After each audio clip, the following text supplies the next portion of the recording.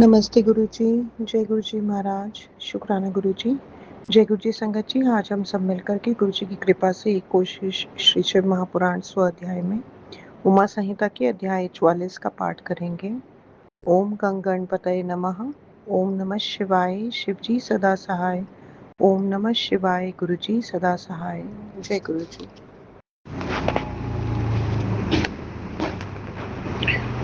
अथ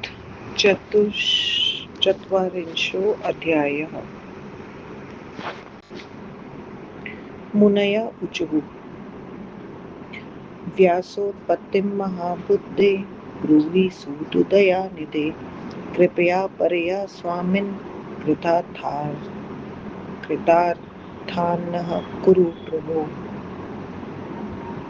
व्यासस्य जननी प्रोक्ता नाम्ना सत्यवती शुभा विवाहिता तु सा देवी राज्ञा शन्तनुना किल। तस्यां जातो महायोगी कथं व्यासः पराशरात् सन्देहो अत्र महाजातस्तं भवाच्छेतुमर्हति।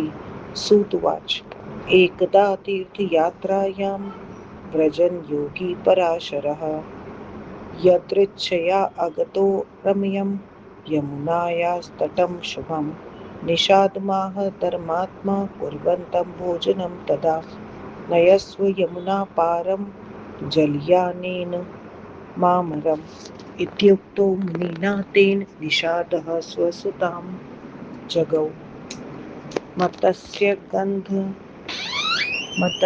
गन्धाममुम्बाले पारं नावा नयद्रुतं तापसो अयं महाभागे दृश्यन्ति गर्भसम्भवः तितीर्षुरस्ति धर्माब्धिश्चतुराम्नाय पारगः इति विज्ञापिता पित्रा मतस्य गन्धा महामुनिं संवाहयति नौकायामासीनं सूर्यरोचिषं कालयोगान् महायोगी तस्यां कामातुरो अभवत्। दृष्ट्वा यो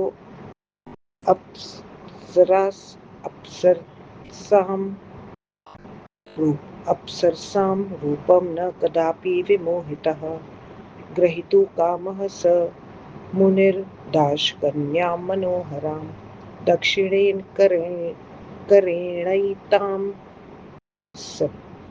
स्पर्शदक्षिणे करे। तमुवाच विशालाक्षी वचनं स्मितपूर्वकं किमिदं क्रियते कर्म वाचन्यं विगृहीतं वसिष्ठस्य कुले रम्ये त्वं जातो असि महामते निषादजात्वहं ब्रह्मन् कथं सद्गो घटेत नौ दुर्लभं मानुषं जन्म ब्राह्मणत्वं विशेषतः तत्रापि तापसत्वं च दुर्लभं मुनिसत्तमा विद्यया वपुषा वाचा कुलशीलेन चान्वितः कामबाणवशं यातो महदाश्चर्यमत्र हि प्रवृत्तमप्यसत्कर्म कर्तुमेनं न कोऽपीह भुवि वारयितुं शक्तः शापभीत्यास्य योगिनः इति सञ्चिन्त्य हृदये निजगाद महामुनिं तावद्धैर्यं कुरु स्वामिन्यावत्त्वां पारयामि न इति श्रुत्वा वचस्तस्य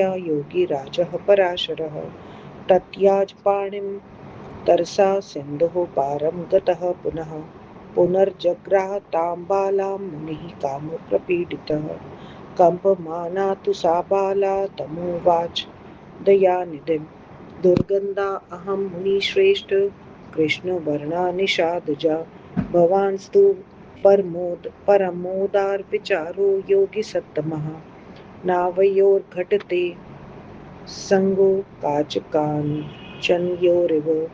तुल्ये जाति या कृतकयोः सङ्गः सौख्यप्रदो भवेत् इत्युक्तेन तया तेन क्षणमात्रेण कामिनी कृता योजनगन्धा तु रम्यरूपा मनोरमा पुनर्जग्राह तां बालां स मुनिः कामपीडितः ग्रहीतुं कामं तं दृष्ट्वा पुनः प्रोवाच वासवी रात्रौ व्यवायः कर्तव्यो न दिवेति श्रुतिर्जगौ दिवासङ्गे महान् दोषो निन्दा चापि तुरा सदा तस्मात् तावत् प्रतीक्षस्व यावत् भवति यामिनी पश्यन्ति मानवाश्चात्र पिता मे च तटे स्थितः इत्योक्तमिदमा कर्णये वचनं मुनिपुङ्गवः निहारं कल्पयामास सद्यः पुण्यबलेन वै निहारे च समुत्पन्ने तमसा रात्रिसन्निभे व्यवाय चकिता बाला पुनः प्रोवाच तं मुनिं योगिन्मोघवीर्यस्त्वं भुक्त्वा गन्तासि मां यदि सगर्भास्यां तदा स्वामिन् का गतिर्मे भवेदिति कन्याव्रतं महाबुद्धे मम नष्टं भविष्यति हसिष्यन्ति तदा लोकाः पितरं किं ब्रवीम्यहं पराशर उवाच रम्बाले मया सार्धं स्वच्छन्दं कामजैरसैः स्वीयाभिलाषमाख्याहि पूरयाम्यधुना प्रिये मदाज्ञा सत्यकर्णा नाम्ना सत्यवती भव वन्दनीया तथा शैशैर्योगिभिः स्त्रीदशैरपि सत्यवत्युवाच जानते न पिता माता न वान्ये भुवि मानवाः कन्याधर्मो न मे अन्याध्यति स्वीकुरु मां तदा पुत्रश्च त्वत्समो नाथ भवेद् अद्भुतशक्तिमान् सौगन्ध्यं सर्वदाङ्गे मे तारुण्यं च नवं नवं पराशर उवाच शृणु प्रिये त्वाभीष्टं सर्वं पूर्णं भविष्यति विष्णुवंशं सम्भवः पुत्रो भविता ते महायशः किञ्चिद्वै कारणं विद्धि यतोऽहं कामपीडितः दृष्ट्वा चाप्सरसां रूपं नामुन्मे मनः क्वचित्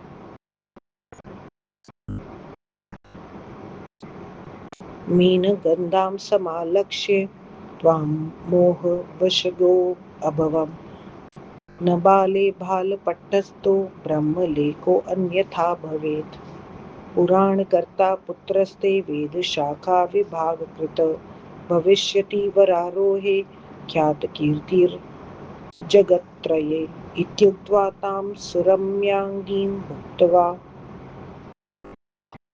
योगविशारदः वव्राट् शीघ्रं यमुनाजले स्नात्वा महामुने सापि गर्भं ददाराशु द्वादशात्मसम्प्रभम् असूतसूययजा द्वीपे कामदेवमिवात्मजं वामे कमुण्डलं बिभ्र दक्षिणे दण्डमुत्तमम् विशङ्गी निर्जटाभिश्च राजितो महसां च यः जातमात्रस्तु तेजस्वी मातरं प्रत्यभाषत गच्छ मातर्यथा कामं गच्छाम्यहमतः परं मातर्यदा भवेत् कार्यं तव किञ्चिदर्दिप्सितं संसमृतश्चागमिष्यामि त्वदिच्छापूर्तिहेतवे इत्युक्त्वा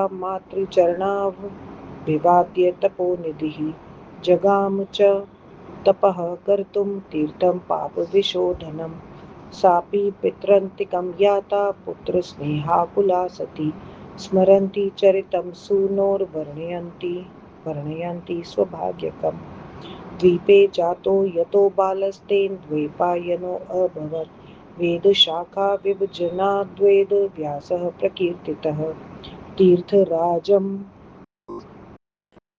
प्रथमतो धर्मकामार्थमोक्षदं नैमिषं च कुरुक्षेत्रं गङ्गाद्वारमवन्तिकाम् अयोध्यां मथुरां चैव द्वारकाममरावतीम् सरस्वतीं सिन्धुसङ्गं गङ्गासागरसङ्गमं काञ्चीं च त्र्यम्बकं चापि सप्तगोदावरी तटं कालज्जरं प्रभासं च तथा बद्रिकाश्रमं महालयं तथोत्कार क्षेत्रं वै पुरुषोत्तमं गोकर्णं भृगुकच्छं च भृगुतुङ्गं च पुष्करम् श्रीपर्वतादितीर्थानि धारातीर्थं तथैव च गत्वा अवागाहय विधिना चचार परमं तपः एवं तीर्थानयने कानि नानादेशस्थितानि पर्यटनकालिकासुनुः प्रापद्वाराणसीं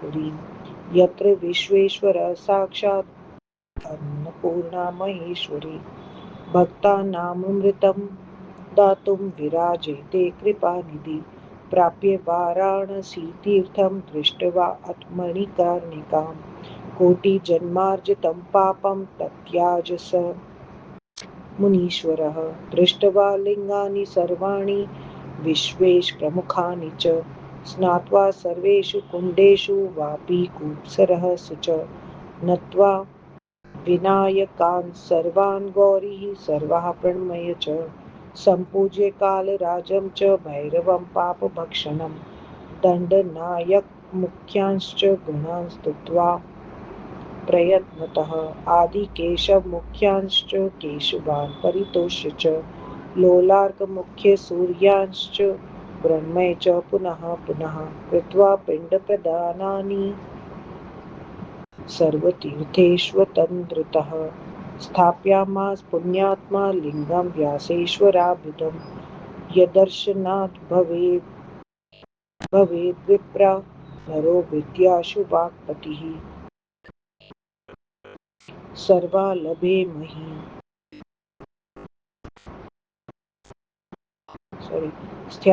स्थापयामास पुण्यात्मा लिङ्गं व्यासेश्वराभ्युदं यदर्शनात् भवेद्विप्रा नरो विद्याशु वाक्पतिः लिङ्गान्यभयर्चय विश्वेश प्रमुखानि सुभक्तितः असकृच्चिन्तयामास किं लिङ्गं क्षिप्रसिद्धिदं यमाराध्ये महादेवं विद्याः सर्वालभे मही पुराणकर्तृशक्तिर्मास्तु यदनुग्रहात्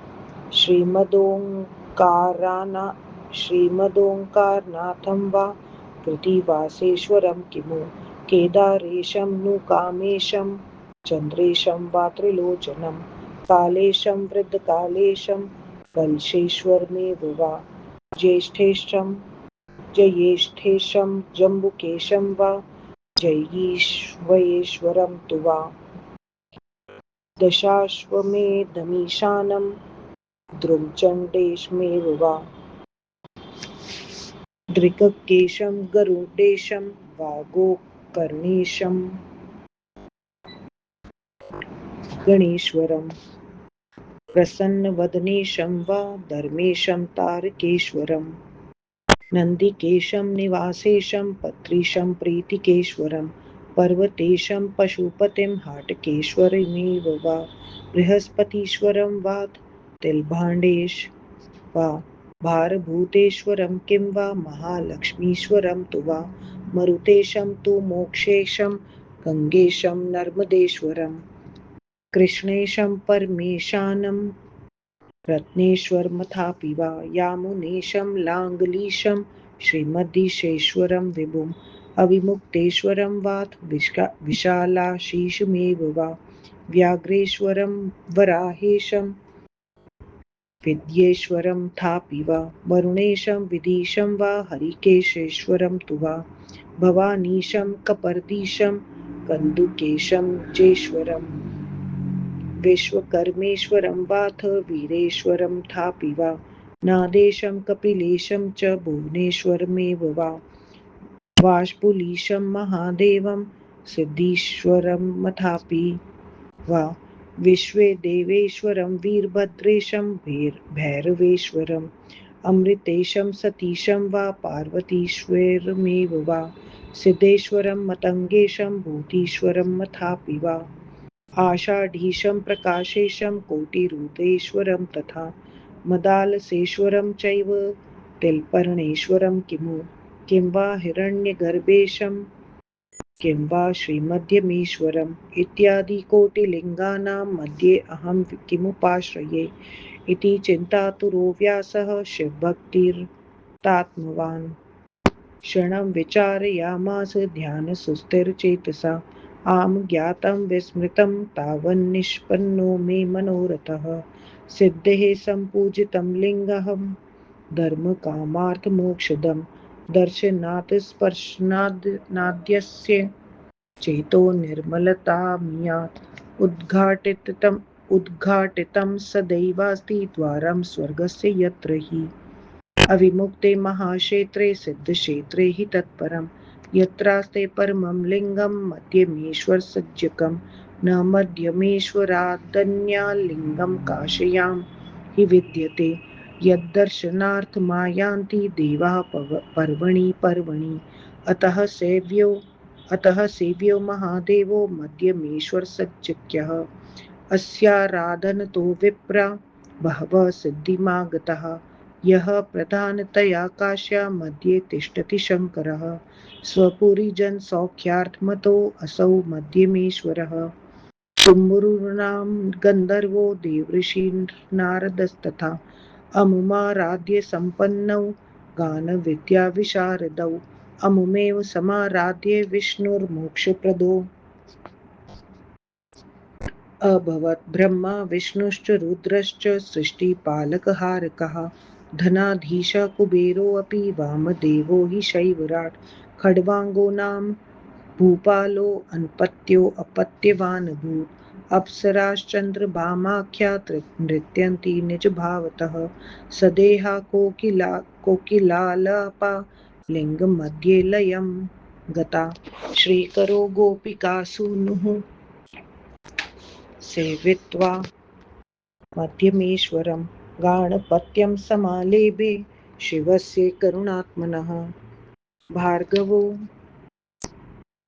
गीष्पतिश्चोभौ देवौ दैत्येसुरार्चितौ विद्यापारङ्गतौ जातौ प्रसादान्मध्यमेशितुः अहं पयत्र सम्पूज्य मध्यमेश्वरीमीश्वरम्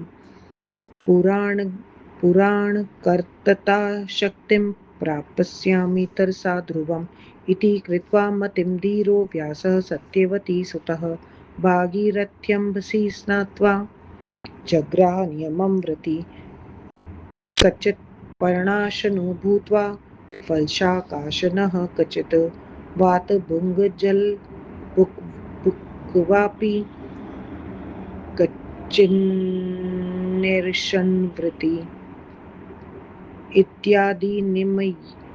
इत्यादि नियमैर्योगी त्रिकालं मध्यमेश्वरं पूजयामास धर्मात्मा नानावृक्षोद्भवैः फलैः इत्थं बहुतिथे काले व्यतीते कालिकासुतः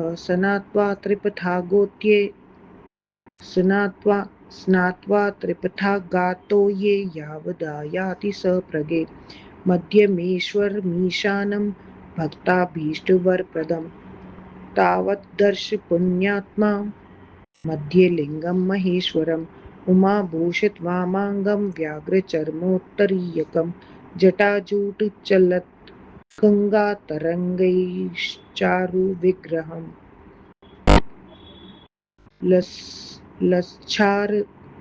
लच्छारद्बालेन्दुचन्द्रिकाचन्द्रितालकं भस्मोद्धूलितसर्वाङ्गं कर्पूरार्जुनविग्रहम् कर्णान्तायतनेत्रं च विद्रुमारुणदच्छदं पञ्चवर्षाकृतिं बालं बालकोचितभूषणं दधानं कोटिकन्दर्पहानिं तनुद्युतिं नग्नं प्रहसितास्याब्जं गायन्तं सामलीलया करुणापारपाथोधिं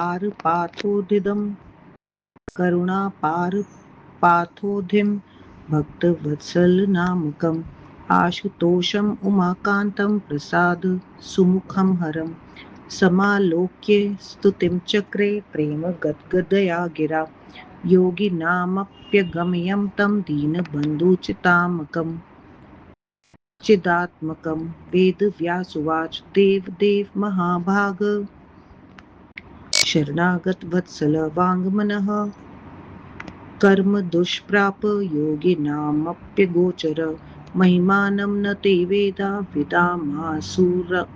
विदामासुरुमापते त्वमेव जगतः कर्ता धर्ता हर्ता तथैव च त्वमाद्य सर्वदेवानां सच्चिदानन्द ईश्वर नाम गोत्रेण वा ते सतः सर्वज्ञो असि सदाशिव त्वमेव परमं ब्रह्म मायापाशनिवर्तकः गुणत्रयीर्न लिप्तस्त्वं पद्यपत्रमिवाम्भसा न ते जन्म न वा शीलं न देशो न कुलं च ते इत्थं भूतोऽपीश्वरस्त्वं त्रैलोक्याः काममावहे न ब्रह्मा न च लक्ष्मीशो न च सेन्द्रादिवौकसः न योगीन्द्रा विदुस्तत्त्वं यस्य ते त्वामुपास्महे त्वतः सर्वं त्वं हि सर्वं गौरीस्त्वं पुरान्तकः त्वं बालस्त्वं युवा वृद्धस्तं त्वां हृदि युनज्जम्यहं नमस्तस्मै महेशाय भक्तध्येयाय शम्भवे पुराणपुरुषायाद्वा शङ्कराय परात्मने इति स्तुत्वाक्षितौ यावद्दण्डनिपपात सः तावत् स बालो हृष्टात्मा वेदव्यासं भाषत वरं वृणीष्व भो योगिन्यस्ते मनसि वर्तते नादेयं विद्यते किञ्चित् भक्तादीनो यतो असम्यहं तत् उत्थाय हृष्टात्मा मुनिर्व्यासो महातपः प्रत्यब्रवीत् किं ज्ञातं सर्वज्ञस्य तव प्रभो सर्वान्तरात्मा भगवान् शर्वः सर्वप्रदो भवान् याज्ञां प्रति नियुक्ते मामकिमीशो दैन्यकारिणीम् इति श्रुत्वा वचस्तस्य व्यासस्यामलचेतसः शुचि स्मित्वा महादेवो बालरूपधरो अब्रवीत् बालुवाच त्वया ब्रह्मविदां श्रेष्ठ यो अभिलाषः कृतो हृदि अचिरेणैव कालेन स भविष्यत्यसंशयः कण्ठे स्थित्वा तब्रह्मन्तर्याम्य महेश्वरः स इतिहासपुराणानि सम्यक् निर्मापयाम्यहम्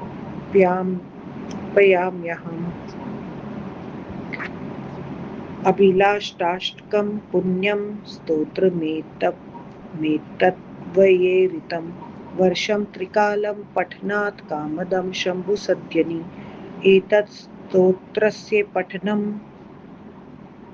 विद्याबुद्धिविवर्धनं सर्वसम्पत्करं प्रोक्तं धर्मदं मोक्षदं नृणां प्रातरुत्थाय सुस्नातो लिङ्गमभ्यर्चये शाङ्करं वर्षं पठन्निदं स्तोत्रं मूर्खोऽपि स्याद् बृहस्पतिः स्त्रिया वा पुरुषेणापि नियमालिङ्गसन्निधौ वर्षं जप्तमिदं स्तोत्रं बुद्धिं विद्या च वर्धयेत् इत्युक्त्वा स महादेवो बालो लिङ्गेन्यलीयत व्यासोऽपि मुञ्चन् शृणीश प्रेमाकुलो अभवत् एवं लब्धवरो व्यासो महेशान्मध्यमेश्वरात् अष्टादश पुराणानि प्रणिनाय स्वलीलया ब्राह्मं पाद्यं वैष्णवश्च शैवं भागवतं तथा भविष्यं नारदीयं च मार्कण्डेयमतः परम् आग्नेयं ब्रह्मवैवर्तं लिङ्गं वाराहमेव च वामनाख्यं ततः कौर्मं मातस्यं गारुण्येव च स्कान्दं तथैव ब्रह्माण्डाख्यं पुराणं च कीर्तितं यशस्यं पुण्यदं नृणां श्रोतॄणां शाङ्करं यशः सूत उवाच अष्टादश पुराणानां पूर्वं नामोदितं त्वया कुरु निर्वचनं तेषामिदानीं वेदवित्तमा। व्यासुवाच अयमेव कृतः प्रश्रस्तण्डिना ब्रह्मयोनिना नन्दिकेश्वरमुद्दिश्य स यदाह ब्रवीमि तत्। नन्दिकेश्वर उवाच यत्र वक्ता स्वयं तण्डी ब्रह्मा साक्षात् चतुर्मुखः तस्मात् ब्राह्मं समाख्यातं पुराणं प्रथमं मुने पद्यकल्पस्य माहात्म्यं तत्र यस्यामुदाहृतं तस्मात् पाद्यं समाख्यातं पुराणं च द्वितीयकं पराशरकृतं यत्तु पुराणं विष्णुबोधकं तदेव व्यासकथितं पुत्रपित्रोर्भेदतः यत्र पूर्वोत्तरे खण्डे शिवस्य चरितं बहु शैवमेतत्पुराणं हि पुराणज्ञा वदन्ति च भगवत्याश्च दुर्गायाश्चरितं यत्र विद्यते तत्तु भागवतं प्रोक्तं ननु देवी पुराणकं नारदोक्तं पुराणं तु नारदीयं प्रचक्षते यत्र वक्ता अभवत्तण्डी मार्कण्डेयो महामुनिः मार्कण्डेयपुराणं हि तदा ख्यातं च सप्तमम् अग्नियोगात्तदाग्नेयं भविष्योक्तेर्भविष्यकम् विवर्तनाद्ब्रह्मणस्तु ब्रह्मवैवर्तमुच्यते लिङ्गस्य चरितोक्त्वात् पुराणं लिङ्गमुच्यते वराहस्य च वाराहं पुराणं द्वादशं मुने यत्र स्कन्दः स्वयं श्रोता वक्ता साक्षान्महेश्वरः तत्तु स्कान्दं समाख्यातं वामनस्य तु वामनं कूर्मस्य चरितं मातस्यं मत्स्येन कीर्तितं गरुणस्तु स्वयं वक्ता यत्तद्गारुणसज्जकं ब्रह्माण्डचरितोक्त्वात् ब्रह्माण्डं परिकीर्तितं सूत उवाच अयमेव मया अकारि प्रश्नो व्यासाय धीमते ततः सर्वपुराणानां मया निर्वचनं श्रुतम् एवं व्यासः समुत्पन्नः सत्यवत्यां पराशरात् पुराणसंहिताश्चक्रे महाभारतमुत्तमं पराशरे संयोगः पुनः शन्तनुना यथा सत्यवत्या इह ब्रह्मणः संशयितुमर्हसि सकारणीयमुत्पत्तिः कथिताश्चर्यकारिणी महतां चरिते चैव गुणा ग्राह्या विचक्षणैः इदं रहस्यं परमं यः शृणोति पठत्यपि स सर्वपापनिर्मुक्तः ऋषिलोके महीयते इति श्रीशिवमहापुराणे पञ्चम्याम् उमासंहितायां व्यासोत्पत्तिवर्णनं नाम चतुश्चत्वारिंशोऽध्यायः। व्याख्या मुनियों ने कहा, हे महाबुद्धि दया निधि प्रभु स्वामी सूत जी, हमें अपनी परम कृपा से कृतार्थ कर व्यास जी की उत्पत्ति का वर्णन कीजिए। व्यास जी की माता का नाम सत्यवती था। वह राजा शांतनु से ब्याही गई थी। उसमें महायोगी पराशर से व्यास कैसे पैदा हुए, मुझे इस संबंध में महान संदेह है, उसे आप दूर कीजिए। सूत जी ने कहा, एक बार योगी पराशर तीर्थ यात्रा के लिए जा रहे थे। अकस्मात वे रमणीय यमुना के तट पर पहुंचे। उन धर्मात्मा ने भोजन करते हुए निषाद से कहा, मुझे शीघ्र यमुना पार नाव से ले चलो। मुनि के ऐसा कहने पर निषाद ने अपनी पुत्री मत्स्यगंधा से कहा, हे बाले, ने नाव से शीघ्र उस पार पहुंचा दो। ये महाभाग्य तपस्वी पराशर ऋष्यंती के गर्भ से पैदा हुआ, ये चारों वेदों का पारंगत तथा धर्म समुद्र को पार करने वाला है। पिता के ऐसा कहने पर नाव में बैठे हुए सूर्य के समान तेजस्वी महामुनि को पार कराने लगी। समय के योग से वह महायोगी उस पर कामातुर हो गए, जो अप्सराओं के रूप को देखकर भी कभी मोहित नहीं हुए थे। उस मनोहर धीवर की कन्या को पकड़ने की इच्छा से उन्होंने अपने दाहिने हाथ से उसका दाहिना हाथ पकड़ा। उससे उस विशाल नेत्रों वाली ने मुस्कुराकर कहा, हे थोड़ा बोलने वाले, यह निंदित कर्म क्या कर रहे हैं? हे महामती, आप वशिष्ठ के उत्तम कुल में पैदा हुए हैं। हे ब्राह्मण, मैं निषाद कन्या हूँ, हम दोनों का साथ कैसे हो सकता है? मनुष्य जन्म दुर्लभ है, उसमें भी ब्राह्मण होना श्रेष्ठ है। हे मुनिवर, उसमें भी तपस्वी होना दुर्लभ है। विद्या, शरीर, वाणी, कुल तथा शील से युक्त आप काम के वश में हैं। यह बड़ा आश्चर्य है। इस अनुचित कर्म में प्रवृत्त योगी आपको शाप के डर से इस भूलोक में कोई रोक नहीं सकता। ऐसा अपने मन में विचार कर उसने महामुनि से कहा, जब तक मैं आपको पार न करा दूं तब तक धैर्य रखें। सूत जी ने कहा, योगीराज पराशर ने उसके इस वचन को सुनकर शीघ्र उसका हाथ छोड़ दिया। नदी के उस पार जाकर फिर काम पीड़ित मुनि ने उसे पकड़ा। कांपती हुई उस युवती ने उस दयानिधि से कहा, हे मुनिवर, मैं निषाद कन्या, दुर्गंध युक्त काले वर्ण वाली हूँ। आप परम उदार विचार वाले योगी श्रेष्ठ हैं। हम दोनों का संबंध कांच और सोने जैसा उचित नहीं है। समान जाति और आकृति वालों का साथ सुखद होता है। ऐसा उसके कहने के क्षण भर बाद उस स्त्री को योजन गंधा रम्य रूप वाली तथा मनोरम बना दिया। काम पीड़ित मुनि ने उसे फिर पकड़ा। तब मुनि को देख बांसुरी बोली, वेद में कहा है मैथुन रात्रि में करना चाहिए, दिन में नहीं। दिन में सहवास करने में महान दोष है और बड़ी निंदा भी होती है। तब आप रात होने की प्रतीक्षा कीजिए। मनुष्य भी देखेंगे और मेरे पिता भी किनारे पर करेंगे। उसके इस वचन को सुनकर मुनिवर ने तत्काल अपने पुण्य बल से कोहरा फैला दिया। कोहरे के फैल जाने से रात्रि का जैसा अंधकार हो गया।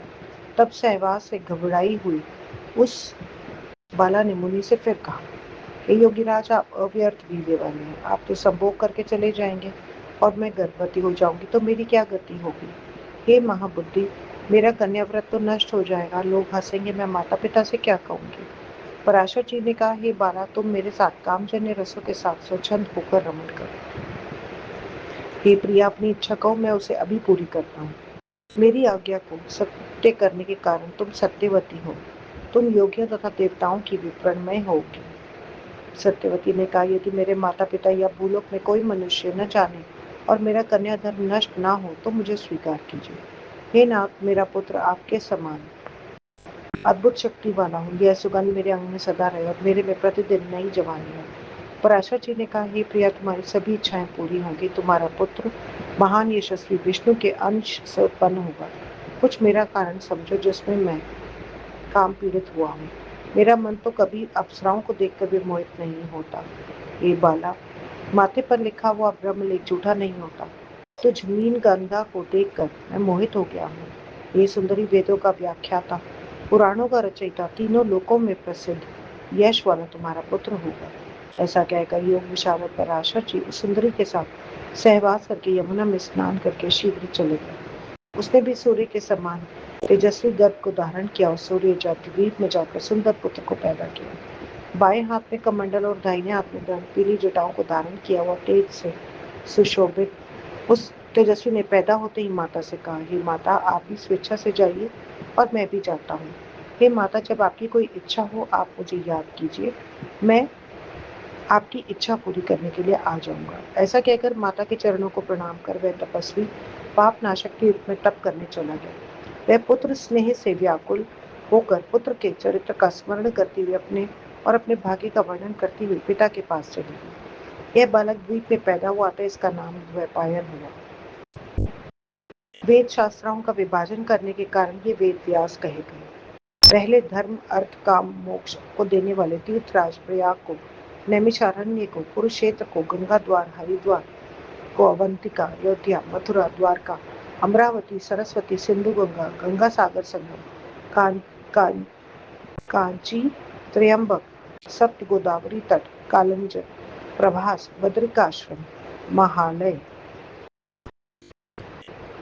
ओंकार क्षेत्र, पुरुषोत्तम क्षेत्र, गोकर्ण, भृगुतुंग, पुष्कर, श्री पर्वत तथा धारा तीर्थों की यात्रा तथा स्नान कर परम तप करने लगे। इस प्रकार अनेक देशों में स्थित अनेक तीर्थों में घूमते हुए कालिका पुत्र व्यास जी वाराणसी पहुंचे, जहाँ साक्षात दयालु विश्वेश्वर और महेश्वरी अन्नपूर्णा भक्तों को अमृतत्व अमृत अमृतत्व प्रदान करने के लिए विराजमान है।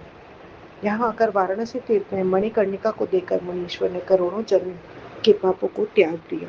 फिर सभी कुंडों, बावड़ियों, कुओं तथा तालाबों के जलों से स्नान कर विश्वेश्वर आदि प्रमुख लिंगों के दर्शन किए। सभी विनायकों तथा गौरियों को प्रणाम कर पापनाशक काल भैरव का पूजन कर दंडपाणी आदि शिव जी के गणों की प्रयत्न पूर्वक स्तुति करके आदि केशवादि केशवों को प्रसन्न कर लोलार्क आदि सूर्य को बार बार प्रणाम कर सावधानी से सभी तीर्थों में यथाविधि पिंड दान करके उन पुण्यात्मा ने व्यासेश्वर नामक लिंग की स्थापना की, जिसका दर्शन करने से मनुष्य संपूर्ण विद्याओं में बृहस्पति के समान हो जाता है। विश्वेश आदि लिंगों की भक्ति पूर्वक पूजा करके उन्होंने बार बार सोचा कि कौन सा लिंग शीघ्र सिद्धि देने वाला है, जिसकी आराधना करके मैं शिव जी से सभी विद्याएं प्राप्त कर सकूं, जिनकी कृपा से मुझ में पुराणों को रचने की शक्ति आ जाए।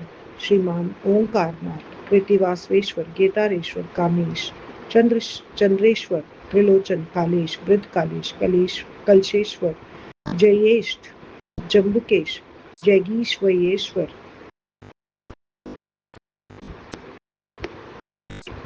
दशाश्वमेधेश्वर, ध्रुमचंडेश, दृक्केश, गरुणेश, गोकर्णेश, गणेश्वर, प्रसन्नवदनेश, धर्मेश, तारकेश्वर, नंदिकेश, निवासेश, पत्रीश, प्रीतिकेश्वर, पर्वतेश, पशुपति, हाटकेश्वर, बृहस्पतीश्वर, तिलभांडेश्वर, भारभूतेश्वर, महालक्ष्मीश्वर, मरुतेश, मोक्षेश, गंगेश, नर्मदेश्वर, कृष्णेश, परमेशान, रत्नेश्वर, यामुनेश, लांगलीश, श्रीमद विश्वेश्वर प्रभु, अभिमुक्तेश्वर, विशालाक्षीश, व्याघ्रेश्वर, वराहेश, विद्येश्वर, वरुणेश, विधीश, हरिकेशेश्वर, भवानीश, कर्पदीश, कंदुकेश, अजेश्वर, विश्वकर्मेश्वर, वीरेश्वर, नादेश, कपिलेश, भुवनेश्वर, वाशकुलीश महादेव, सिद्धीश्वर, विश्वेदेश्वर, देवेश्वर, वीरभद्रेश, भैरवेश्वर, अमृतेश, सतीश, पार्वतीश्वर, सिद्धेश्वर, मतंगेश, भूतीश्वर, आषाढ़ीश, प्रकाशेश, कोटि रुद्रेश्वर, मदालसेश्वर, तिलपर्णेश्वर, हिरण्यगर्भेश, श्रीमध्यमेश्वर इत्यादि कोटि लिंगों के बीच में मैं किसकी उपासना करूं? शिव भक्ति में तत्पर व्यास जी इस प्रकार चिंतित होकर थोड़ी देर सुस्थिर मन होकर सोचने लगे।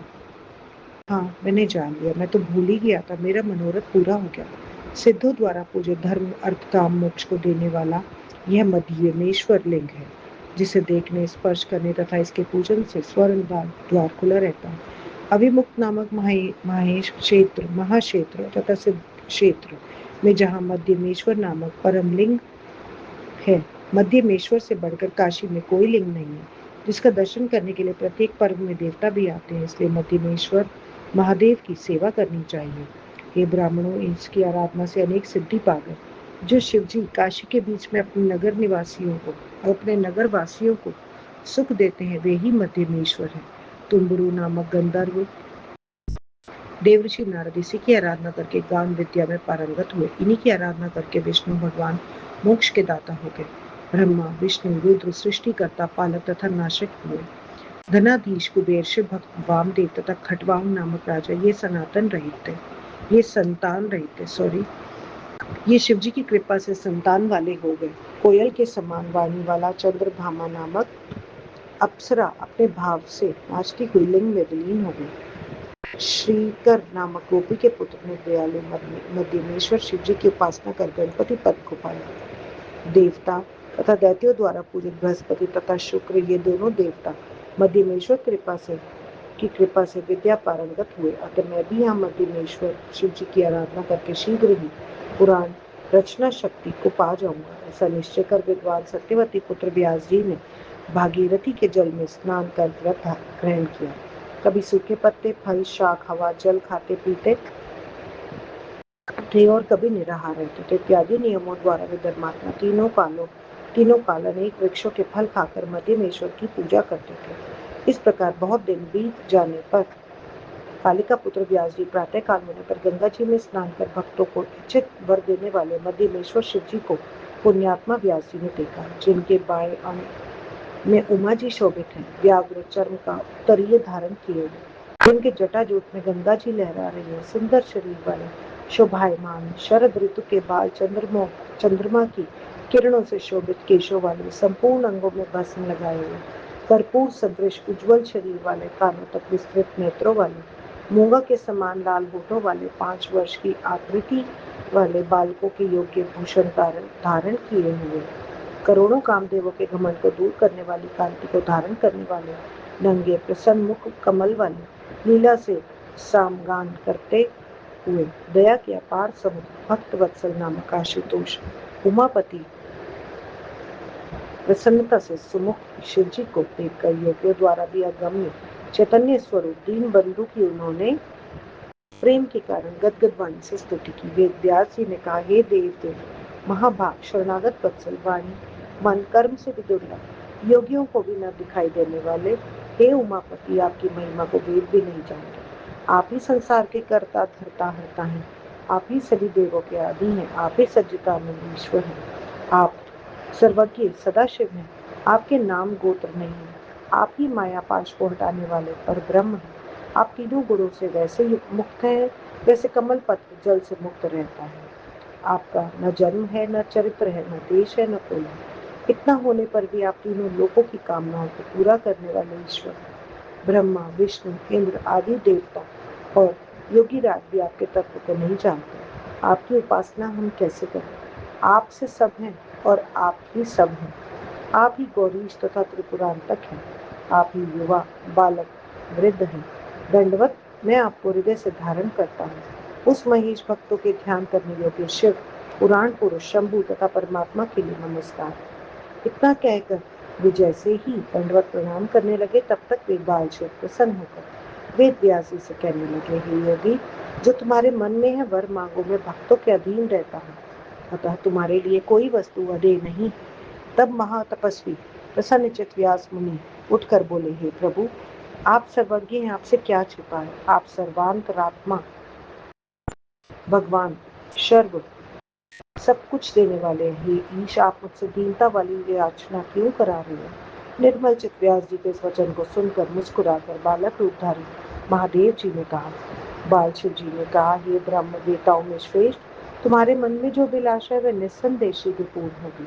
हे ब्रह्मन, मैं अंतर्यामी ईश्वर तुम्हारे कंठ में स्थित होकर इतिहास तथा पुराणों की रचना सम्यक रूप से कराऊंगा।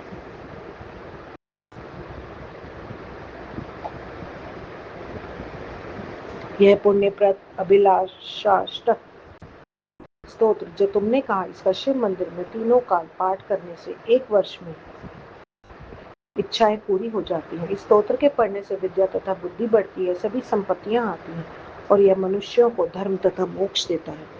प्रातः काल उठकर स्नान करके शिवलिंग की पूजा कर साल भर तक इस स्तोत्र को पढ़ने से मूर्ख भी बृहस्पति हो जाता है। स्त्री या पुरुष नियम से शिवलिंग के समीप साल भर तक इस स्तोत्र का पाठ करे तो उसकी बुद्धि तथा विद्या की वृद्धि होती है। ऐसा कहकर बाल शिव उस लिंग में अंतर ध्यान हो गए। व्यास जी भी प्रेमाश्रुओं को बहाते हुए भाव विभोर हो गए। इस प्रकार मध्यमेश्वर शिव जी से वर पाकर व्यास जी ने अपनी लीला से 18 पुराणों की रचना की। ब्राह्मण पाद्य वैष्णव शैव भागवत भविष्य नारद मार्कंडेय आग्नेय ब्रह्म वैवर्त लिंग वाराह वामन कौर्म मत्स्य गारुड़ स्कांद तथा ब्रह्मांड 18 पुराण। ये शिव के यश को सुनाने वाले पुरुषों को यश तथा पुण्य को देने वाले हैं। सूजी ने कहा, वेदों के जानने वालों में श्रेष्ठ आपने जो 18 पुराणों के नाम पहले कहे हैं, अब उनका व्याख्यान कीजिए। व्यास जी ने कहा, यही प्रश्न ब्रह्मा के पुत्र तंडी ने नंदिकेश्वर से किया था। उन्होंने जो कहा उसे सुनिए। नंदिकेश्वर ने कहा, हे तंडी मुनि, जिसमें साक्षात चतुर्मुख ब्रह्मा जी स्वयं वक्ता है, अतः सबसे पहले ब्रह्मांड पुराण कहा गया, जिसमें पद्य का महात्म्य कहा गया है, वह दूसरा पद्म पुराण है। पराशर मुनि ने विष्णु के महात्म्य को बतलाने वाला चरित्र पिता पुत्र के समान विचारों से जो पुराण रचा था, उसी को ब्रह्मा जी ने कहा, अतः यह तीसरा विष्णु पुराण है। जिस पुराण के पूर्व तथा उत्तरखंड में शिव जी का विस्तृत चरित्र वर्णन है, उसे पुराण वेता चौथा शिव पुराण कहते हैं। जिसमें भागवती दुर्गा का चरित्र है, देवी भागवत या 5वां देवी पुराण कहते हैं। नारद जी द्वारा कहा गया छठा नारद पुराण है, जिसमें तंडी मार्कंडे महामुनि वक्ता थे, वह 7वां मार्कंडे पुराण कहा गया। अग्नि के संयोग से 8वां अग्नि पुराण और भविष्य का प्रवचन होने से 9वां भविष्य पुराण, ब्रह्मा के विवर्तन का वर्णन होने से 10वां ब्रह्म वैवर्त पुराण कहा गया। लिंग के चरित्र कहे जाने से 11वां लिंग पुराण कहा गया है। हे मुनि, वराह भगवान की लीलाओं का मुख्यतः वर्णन होने से 12वां वाराह पुराण है, जिसमें स्कंद, श्रोता और महेश्वर बकता है, उसे 13वां स्कंद पुराण कहा है। और वामन के चरित्र वाला 14वां वामन पुराण है। कूर्मावतार के चरित्र से एक 15वां कूर्म पुराण और मत्स्य द्वारा कथित 16वां मत्स्य पुराण है, जिसका वक्ता स्वयं गरुण है। 17वां गरुण पुराण है। और ब्रह्मांड के चरित्रों का वर्णन होने से 18वां ब्रह्मांड पुराण है। सूजी ने कहा, यही प्रश्न मैंने बुद्धिमान व्यास से किया था। तब मैंने सभी पुराणों की कथा सुनी थी। इस प्रकार पराशर तथा सत्यवती से व्यास जी की उत्पत्ति हुई। उन्होंने पुराण संहिताओं की तथा उत्तम महाभारत की रचना की। ये ब्राह्मण फिर पराशर तथा शांतनु से सत्यवती का संयोग हुआ, इसमें संदेह करना उचित नहीं है। यह कारण सहित व्यास की उत्पत्ति आश्चर्यकारक है। विद्वानों को चाहिए कि बड़ों के चरित्र में से गुणों को ग्रहण करना चाहिए। यह उत्तम रहस्य है। इसे जो पढ़ता या सुनता है वह सब पापों से मुक्त होकर ऋषि लोक को जाता है। इस प्रकार परम महेश्वर पंडित तारादत्त त्रिपाठी के पुत्र डॉक्टर ब्रह्मानंद त्रिपाठी द्वारा रचित शिवा टीका टिप्पणी आदि से सम्मिलित शिव महापुराण में व्यासोत्पत्ति वर्णन नामक 44वां अध्याय समाप्त। ओम नमः शिवाय। शिवजी सदा सहाय। ओम नमः शिवाय। गुरुजी सदा सहाय। आज का सारा जाप पाठ गुरु महाराज आपके श्री चरणों में मालिक स्वीकार करना। गुरुजी, गलतियों के लिए, पढ़ते हुए अशुद्ध उच्चारण के लिए गुरु महाराज आपसे, संगत जी आपसे हाथ जोड़ के माफी। गुरुजी, जय गुरुजी।